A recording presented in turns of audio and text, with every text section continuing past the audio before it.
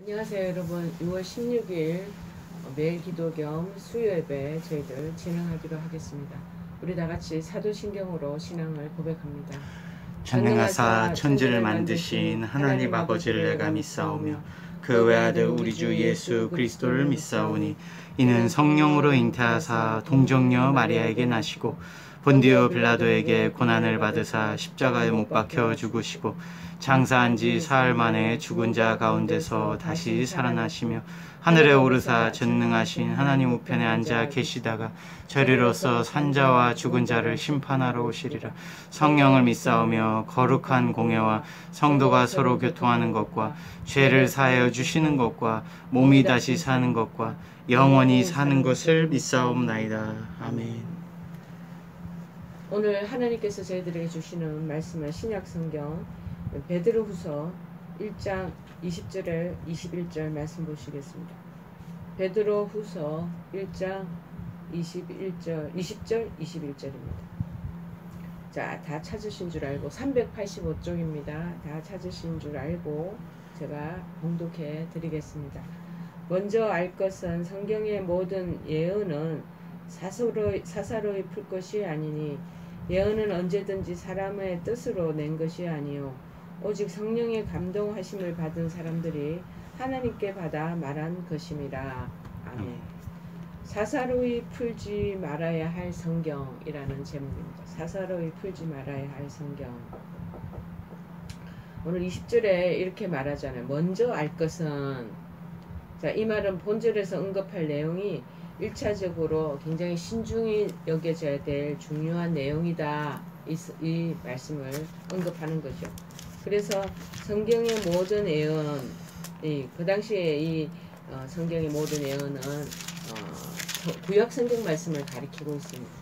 그 당시에 신약 성경은 오늘날 우리가 구약 성경이 36권, 신약 성경이 27권이지 않습니까? 그런데 이 신약 성경이 그 당시에는요, 오늘날 27권 이것처럼 아직 정리가 되지 않은 상태였습니다. 그 당시는 초대교회고 즈음에는. 따라서 여기서 성경이라고 하는 것은 구약의 성경 말씀을 염두에 두고 말하고 있는 것입니다.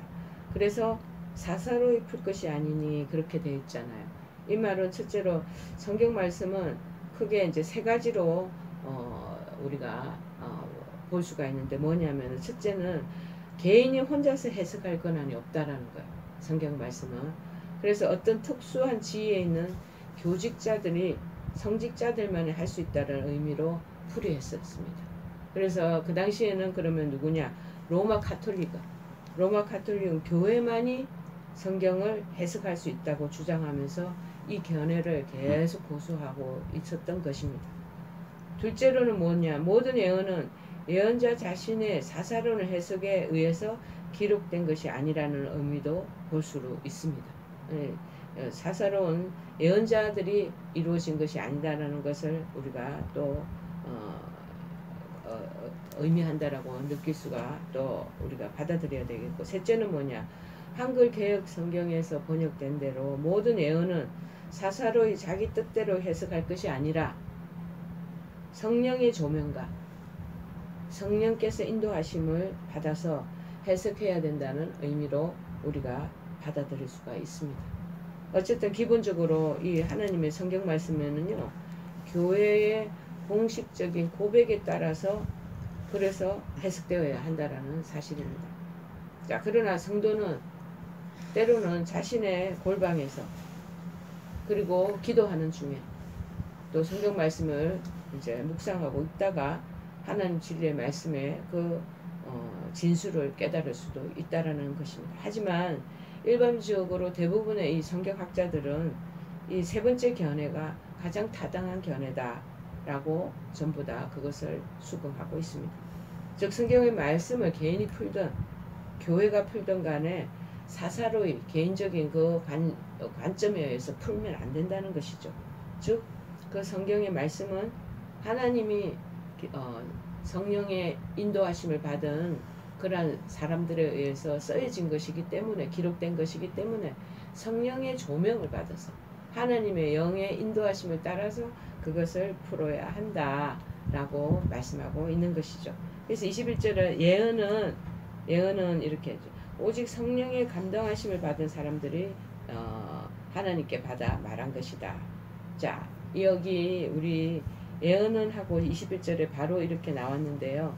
헬라어 원문에 보면은 자, 왜냐하면 앞에서 20절에 얘기해 사사를 풀지 말라. 그런데 왜냐하면이라는 접두사가 여기 들어가 있대. 그건 지금은 우리는 생략돼 있지만 이 접속사가 나오는데 이것은 본절이 앞에서 언급한 성경의 사설을 왜 풀지 말아야 하는가 그 이유가 이제 밝혀지는 것이죠. 베드로는 그 이유가 성경이 사람에게서 비롯된 것이 아니라 하나님에게서 비롯된 것이기 때문이라고 말하고 있는 겁니다. 이는 당시에 이단 사슬에 묶여있는 이단자들이 성경은 하나님 말씀이 아니라고 또 주장하는 사람들이 엄청 많았습니다. 아니라 선지자들에 의해서 만들어진 공교한 얘기에 불과하다. 그런 스토리, 선지자들이 만들어낸 얘기다 라고 주장한 것을 말하고 있습니다. 자, 그래서 이 부분에 대한 것을 반박하기 위해서 여기는 성경의 신적인 기원을 강조하고 있다는 것으로 우리가 이해를 하면 좋겠습니다. 그래서 감동하심을 입은에 해당하는 뜻은 무슨 말이냐면 감동하심이라는 것은 그냥 우리는 이제 바로 그 부분에 대한 것을 이게 느낌으로 온단 말이죠. 이해가 되잖아요. 그런데 그 원문의 해석은 헬라 해석은 뭐냐면 지고 있다, 운반된다 라는 뜻을 가지고 있대요. 그래서 사도행전 27장 15절 17절에는 배가 바람에 밀려가는 뜻이라는 것을 뜻으로 사용됐다는 거. 배가 그냥 가지는 못하잖아. 옛날에 돛담배 같은 거 바람이 오는 그 방향의 좌우에 따라서 그래서 돛을 이렇게 조정을 해갖고 바람에 따라서 밀려가는 것을 배라고 그러잖아요. 이거 말은 무슨 말이냐. 성경이 사람들의 사상에 의해서 기록된 것이 아니라 성령이 지어주셔서 성령의 바람에 의해서 이 성경이 만들어졌다. 그러니까 성령이 운반되는 성령 바람에 의해서 그래서 성경이 이루어졌다라는 뜻으로 말씀을 우리가 이해하면 좋겠습니다. 이 본절에서 우리가 주목해야 할 것은 우리가 읽고 있는 성경 말씀이 사람의 뜻에서 나온 사람의 글이 아니라 종국적으로 이제 하나님으로부터 비롯된 것이다 이 뜻이겠죠. 그래서 21세기 우리 과학 문명이 얼마나 발달합니까? 발달했고 이성이 극대화된 그런 현대 문명사에서 우리가 자칫 하나님 말씀을 도외시하는 경우가 많은 것. 도외시하거나 잊어버리기 쉽다라는 것이죠. 그럴 때일수록 성도는 하나님 믿는 사람들은요. 성경 말씀이 하나님 입에서 하나님께서 직접 나온 진리임을 믿어야 돼요. 그 말씀을 묵상하고 탐구하면서 얻은 바를 삶에 실천하는 것이 중요하다는 것입니다. 이렇듯 하나님을 믿은 우리 성도들에게 있어서 그분의 성경을 연구하는 것은 중요성은요. 아무리 많이 강조해도 지나치다고 할 수 없습니다. 그 강조하면서 성경신학자들이 또 신약신학자들 또 구약신학자들이 성경 말씀을 그래서 연구하고 그리고 그 문제를 안에 무슨 의미가 하나님 무슨 의미로 이것을 말씀하셨을까 그 의미를 계속 영어로만 디그아웃 계속 파헤치는 거예요. 발굴해내듯이 해내는 것이 필요하다는 것이죠. 왜냐하면 성경 하나님께서 친히 명하신 말씀이며 성도 우리 신앙 믿음의 길을 걸어가는 성도들의 신앙과 생활의 규범이 되는 아주 유일하고 절대적인 책이에요. 책이뿐만 아니라 부지런히 연구하고 살펴야만 깨달아 알 수 있는 아주 신비로운 책이기 때문에 그렇다는 것입니다. 그런데 우리가 성경을 대함에 있어서 아무렇게나 해서는 안 된다는 것. 그리고 특별히 주의해야 할 것이 있다라는 것입니다. 그래서 본문에서 베드로는 성경의 모든 내용, 성경 우리가 66권은 성령의 감동으로 된 것으로 인간 저자들이 하나님의 말씀을 받아서 쓴 것이기 때문에 사사로이 그래서 풀지 말으라 하고 경고하고 있는 것으로 받아들이면 좋습니다. 이처럼 우리가 매일같이 하나님의 말씀을 대하고 읽고 믿고 또 사모하고 묵상하며 우리의 삶에 적용하면서 살아가는 성경을 우리 인간 개인적으로 판단하고 해석하고 이해하거나 해서는 절대로 안 된다는 것입니다. 그러면 성경을 첫째로 인간의 지혜만으로 깨닫고자 하면 안 된다는 것이 첫째 오늘 맥락에서 얘기합니다. 하는 말씀인 성경 역시 눈으로 우리가 볼 수 있는 글로 다 쓰여 있잖아요. 글로 쓰여 있기는 하지만 할자로 다 기록되어 있기는 하지만 세상의 어느 책들과 같지 않다라는 걸 우리가 먼저 염두에 두셔야 됩니다. 아무나 읽기만 한다고 해서 깨달아지는 것이 아닙니다. 성경을 처음부터 끝까지 일독했다 해서 그냥 통독한 횟수만 내가 얼마나 했다 이게 중요한 게 아니라는 거예요. 그래서 그 성경을 깨닫는다고 해도 또한 어느 정도 한계가 있다라는 것을 우리가 또 명심해야 됩니다. 성경은 굉장히 신령한 것입니다. 신령하고도 신비로운 성령의 영감으로 된 하나님의 말씀이기 때문에 우리 피조물인 제한적인 인간의 그 지식과 지혜만으로는 이 안에 성경에 담겨있는 무궁한 진리와 깊은 의미를 온전히 깨달을 수는 없다는 것이죠. 디모데후서 3장 16절에 그래서 이렇게 말하고 있습니다. 모든 성경은 하나님의 감동으로 된 것 때문에 안에 교훈이 들어있고 때때로는 성경이 나한테 책망을 하시기도 해요.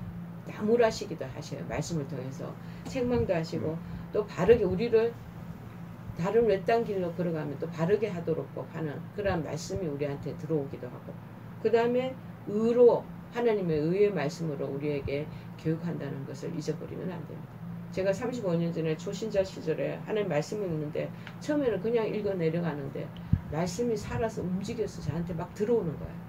그걸 어떻게 해석하면 좋을까? 저는 그것도 지금도 참 의문이 되지만 말씀이 저한테 말을 걸어요. 말씀이 저한테 이러이러하지 않느냐고 저한테 교훈을 주시기도 하고 말씀이 또 저한테 직접 지도해 주시고 이러한 길로 가라고 이런 내비게이션 역할도 해주시고 그렇게 하신 적이 너무나 많았습니다. 그래서 말씀을 읽다 보면 그렇구나 하고 제가 이 삶과 이 부분에 대한 것들을 어떻게 처리해 나가야 될지 모르고 방황할 때 갈등하고 있을 때 말씀을 읽다 보면 그 말씀이 나한테 지름길이 되어서 어떻게 이 길로 가라 이렇게 네가 받아들이고 그렇게 살아가야 된다라고 얘기해 주신다는 사실입니다. 그래서 이 디모데후서 말씀이 저한테 너무나 구구절절히 찰떡같이 정말 100% 저한테 맞다라고 제가 얘기를 할 수 있는 것이죠. 오직 성령의 도우심을 힘입어 하늘의 지혜를 가지고 읽을 때 올바르게 깨달을 수가 있는 것입니다. 무조건 몇십독 통독했다고 되는 것이 아니에요. 깨달아져요. 깨달았으면 또 뭐하냐? 그거를 실천해요. 적용시켜 나가면 그것이 이제 구슬 깨듯이 한나의 진주가 구슬이 아름다운 보석의 그 목에 달 수 있는 것은 그렇게 된다라는 것이죠. 근데 읽기만 하고 실행도 안 하고 삶이 그게 맞춰지지가 않는다면은 정말 구슬이 하나하나 그냥 땅바닥에 떨어진 것 같이 그렇게밖에 되지 않는다는. 자, 그래서 그거를 구슬도 꿰어야 서말이 된다고 하잖아요. 다 꿰어야 되거든요. 깨닫고 삶의 적용까지 실천까지 나가야 된다는. 참 어렵죠. 그렇지만 하셔야 되는 것이 바로 그것이 신앙의 성숙의 단계와 성장의 단계로 나가는 것이기 때문입니다. 그런데 어리석은 인간들은 자신들의 제한적인 지혜만을 믿고 그것을 기준으로 강대한 하나님 말씀을 이해하려고 깨닫고자 하다가 또 실망을 하니까 안 깨달아지니까 그리고 좌절합니다. 그리고 도리어 하나님 말씀을 미련한 것이다 하고 매도까지 하는 거예요. 그래서 저는 성경 말씀을 읽기 전에 항상 한 20초씩 기도하는 시간이 있습니다. 잠깐 눈을 감고 성령님 오늘 지금 말씀을 읽으려고 하는데 저에게 깨달음을 주시기를 원합니다. 기도하는 거는 항상 성경 읽기 전에 하는 제 순서입니다. 그래서 말씀을 읽으면 정말 어저께는 깨닫지 못한 말씀들이 안에서 막 풍성하게 저한테 막 어필되어서 다가오는 거 그런 거를 희한하게 신비롭게 경험합니다. 자, 그런 하나님 말씀을 미련한 것이라고 매도하는 사람들의 이 얘기가 로마서 1장 22절 23절에 기록되어 있습니다. 하나님을 알되 우리가 하나님 다 알잖아. 그런데 하나님을 영화롭게도 아니하며 하나님께 감사하지도 아니하고 오히려 그 생각이 허망하여지며 성경을 읽고 그걸로 끝내버리는 거야. 그리고 미련한 마음이 그 마음을 또 어둡게 만들어 어두워졌나니 스스로 지혜 있다 하나 어리석게 된다는 거야. 차라리 성경 말씀 안 읽는 게 낫지. 성경 말씀을 읽고 수많이 통독했다고 하면서 그 말씀대로 살지 않고 그 말씀의 기준대로 따라가지 않으면 말씀이 허망한 것이 되고 그런 것들이 오히려 우리 마음을 어둡게 만들고 그렇게 해서 우리를 어리석게 만들어 어리석게 되어버리는 존재로 나가게 한다는 거예요. 그래서 고린도전서 2장 14절에 이렇게 말합니다. 육에 속한 사람은 하나님의 성령의 일들을 받지 아니한다. 하나님의 육체적인 생각을 가지고 세상적인 기준을 가지고 살아가는 사람들은요, 하나님이 하시는 일들에 대해서 그거를 100% 어그리하면서 자기가 억셉하지 않는다는 거예요. 수용하지 않는다는 거예요. 그것들이 그들에게는 어리석게 보여요. 성경 말씀대로 살아가고 성경 말씀대로 기준으로 사는 그런 행동과 그 태도로 얘기를 하면은 정말 어리석다라고 사람들이 여긴다는 거예요. 또 그는 그것들을 알 수도 없나니 그러한 일은 하나님의 이 일들은요, 성경의 말씀에 영적으로 분별되기 때문에 일반 세상적인 기준과 같이 그리고 가지고 있는 지적으로는 그 기준으로는 이해가 안 된다. 다 영적으로 해석하고 분별해야 된다는 것입니다. 그리고 어떤 사람들은 잘못된 이해를 가지고 또 깨달음을 가지고 심각한 오류를 범하기도 합니다. 따라서 우리는 제한적이라는 인간의 그 지혜, 그거로 모든 것을 다 이해하려는 그러한 어리석은 노력을 내려놓아야 됩니다. 저도 어떨 때는 말씀을 딱 모르는 부분이 너무 많아요. 깨달아지지 않은 부분이 있을 때는 그거 잠시 내려두는 게 좋습니다. 우리 제한된 생각으로 지혜로는 그거를 깨우쳐지지가 않는다는 것입니다. 그리고 하나님이 어떨 때 참된 지혜와 그 다음에 성령의 조명하심이 있으면 성령이 조명을 해주셔야지 이 말씀 안에 있는 것이 확연하게 보이고 느껴지고 이해가 되고 고개가 끄덕여지거든요. 그래서 하나님 말씀을 읽고 들어야 하는 것입니다. 하나님 또 성경 우리가 설교를 말씀을 들을 때도 똑같습니다.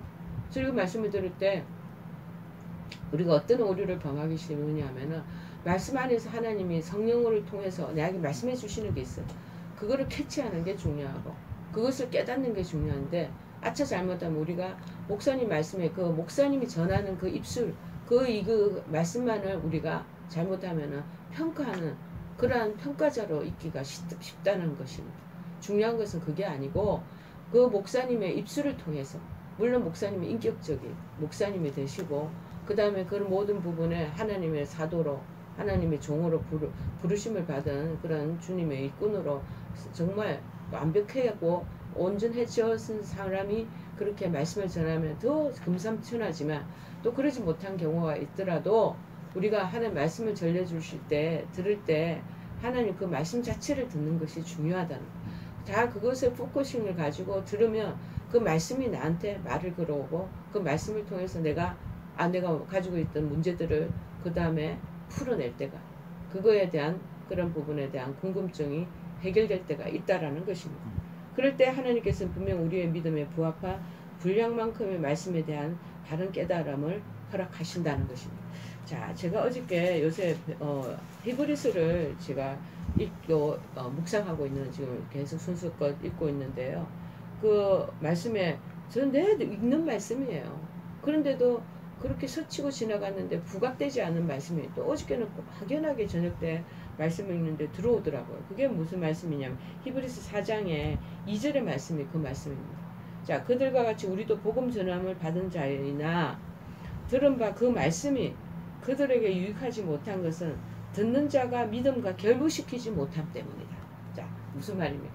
말씀을 듣고 말씀을 우리가 읽잖아요. 그 말씀이 우리에게 왜 유익되지 못할까요? 그것은 믿음으로 이 말씀하고 같이 결부가 돼야 된다. 그런데 말씀대로 이게 난리지로 지적으로만 와서 그냥 흘러가 버리는 거예요. 바람에 나는 겨처럼. 그런데 이 말씀이 내 것이 되려면 어떻게 되느냐? 유익하게 되려면 그 듣는 자가 말씀을 듣거나 설교를 듣거나 말씀을 읽는 자가 자기 가지고 믿음하고 이거를 결부 같이 연합시켜서 가야 된다. 그러면 나한테 유익이 된다라고 말씀하고 있는 것이죠. 자, 그럴 때 분명 우리 믿음의 분량만큼 하나님 말씀에 대한 깨달음을 허락해 주시리라 믿습니다. 두 번째는 뭐냐? 성경을 개인적인 견해나 감정에 따라 해석해서는 안 된다. 성경을 사사로이 푼다는 말, 오늘 20절의 말은 성경을 개인적인 그 견해나 감정에 따라 해석하는 때가 많다라는 거예요.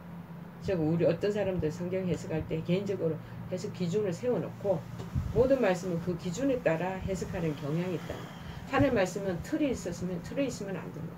틀 가지고 있는 우리가 그 틀에 따라서 하시는 게 아니라 상황과 환경과 여러 가지 믿음의 적고 많음에 따라 분량에 따라 달라지는 굉장히 유동성이 있다라는 것을 여러분 아셔야 됩니다. 그래서 그 예를 들면 성경의 역사적인 배경이 이 중요하다 그래서 우리가 신학 공부할 때 역사서를 배우고 이렇게 하거든요.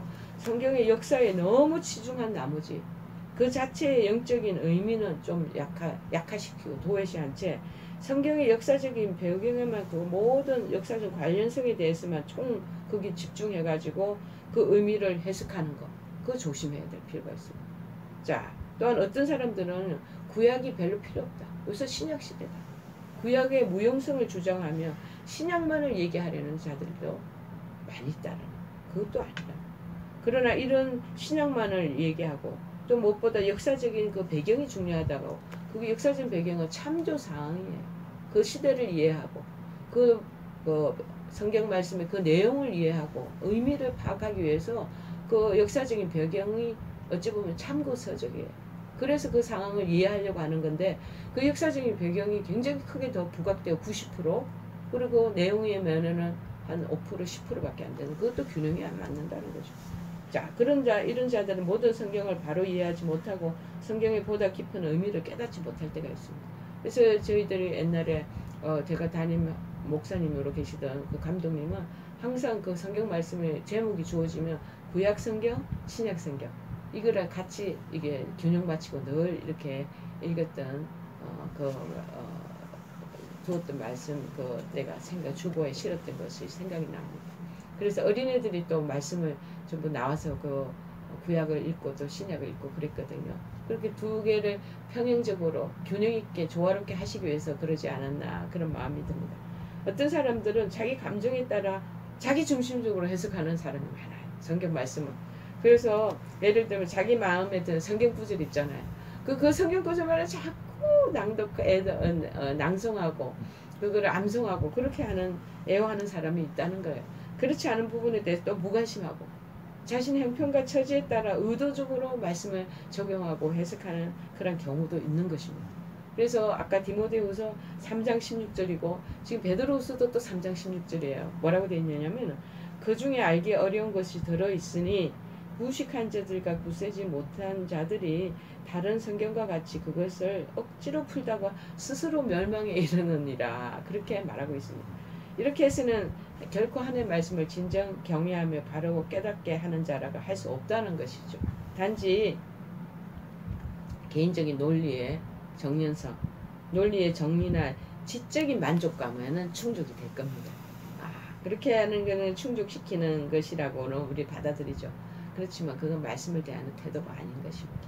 그러므로 우리 성도들은 우리 개인적인 견해, 감정, 자기가 그렇게 주장하고 싶었던 그 논리성 그런 것들을 다 내려놓고 오직 하나님의 말씀 자체로서 성경을 경외하는 마음을 가지고 하나님 지혜를 구하면서 말씀을 대해야 된다라는 것입니다.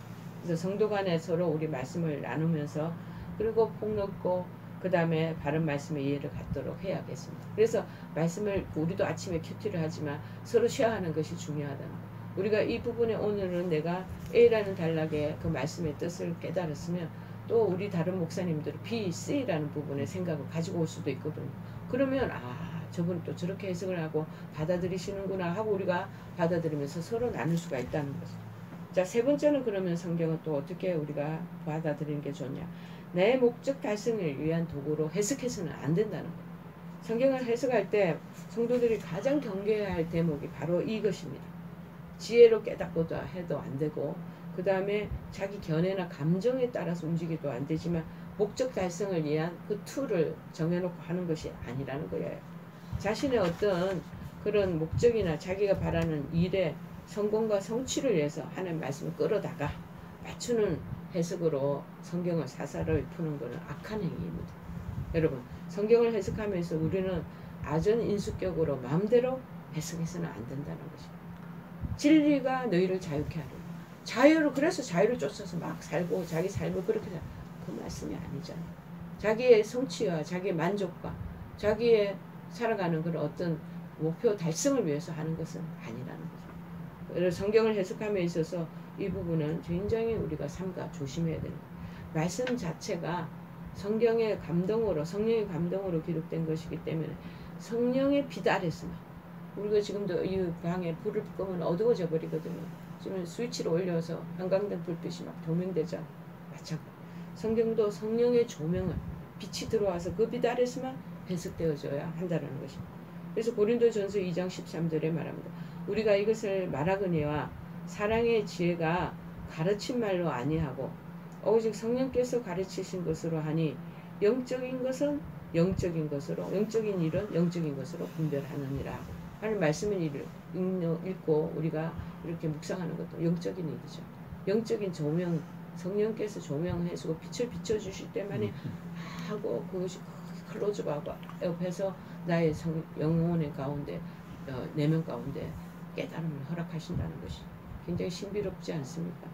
그리고 그 말씀은 하나님의 의로우신 뜻이 가운데서 그것이 세워지고 주어진 것이기 때문에 하나님의 의로우신 이 성경 주신 분의 하나님의 뜻을 깨닫는 게 중요합니다. 하나님 무슨 뜻에서 이 말씀을 하셨고 이 위인을, 이 인물을 이렇게 등장시켜가지고 이렇게 하셨느냐, 그걸 깨닫는 게 중요합니다. 그리고 그 뜻을 이루기 위한 목적으로 사용되어져야 한다는 겁니다. 그러므로 내 마음에 생각나는 대로 내 목적을 이루기 위한 방편, 이렇게 해석돼서는 절대 금기사항이라는 것입니다. 만약 자신의 뜻대로 내 목적을 위해서 성경 말씀을 해석하다가는 실로 심각한 오류가 있고 이단의 사설을 만들기가 쉽고, 지금 이단 사설들이 전부 다 그런 식으로 다 아전인수격으로 나온 겁니다. 그래서 잘못하면 이 이단 그러한 것에 쉽게 빠지기 좋다라는 사실을 잊어서는 안 되겠습니다. 요한계시록 22장 18절 이 말씀을 마무리하면서 여러분은 오늘 말씀의 결과를 교훈으로 받는 것이 좋겠습니다. 내가 이 두루마리의 예언의 말씀을 듣는, 계시록 22장 18절입니다. 내가 이 두루마리의 예언의 말씀은, 그러니까 구약성경의 그 당시는 이지만 지금 신약성경은 다 묶어서 말하는 것입니다.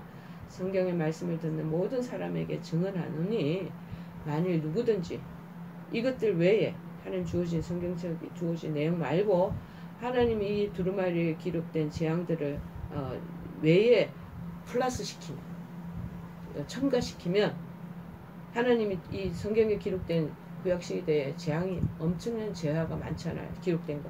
그에게 더하실 것이요. 만일 누구든지 이 두루마리의 말씀에서 제하여 버리면, 그러니까는 설교 말씀을 요새 현대인의 많은 목회자들이요, 성도들이 듣기 쉽고 부드러운, 듣기 좋은 말만 하는 경우가 많아요. 지옥 설교가 없어지고 심판 설교가 없어지고, 그 다음에 재앙과 재화에 대한 하나님의 징책과 벌에 대한 설교는 다 그런 것들 부드럽게 그래가지고 그렇게 아주 먹기 좋게 아이스크림처럼 입에 넣는 경우가 얼마나 많이 있습니까? 성경에 있는 말씀에 제하여버리면 안 됩니다. 제하여버리면 하나님이 이 두루마리에 기록된 생명나무와 및 거룩한 성의 참여함을 제하여 버리시리라, 그렇게 말씀하고 있습니다. 여러분 얼마나 단호한 말씀입니까? 이 말씀을 기억하시면서 우리 성도들도 마찬가지, 내가 듣기 좋은 지옥 설교, 심판의 설교, 저 다음에 징벌의 설교 말씀이 있더라도 또 그 말씀을 잘 받아들이는 게 중요합니다.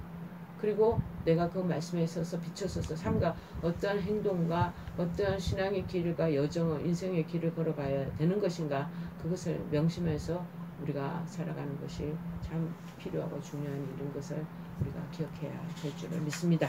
그래서 성경은 사설의 풀지 말아야 될 것이다 라고 말씀하고 있는 거죠. 우리 찬송가 240장 찬송하시면서 오늘 수요예배 우리 마무리 짓기로 하겠습니다. 240장입니다.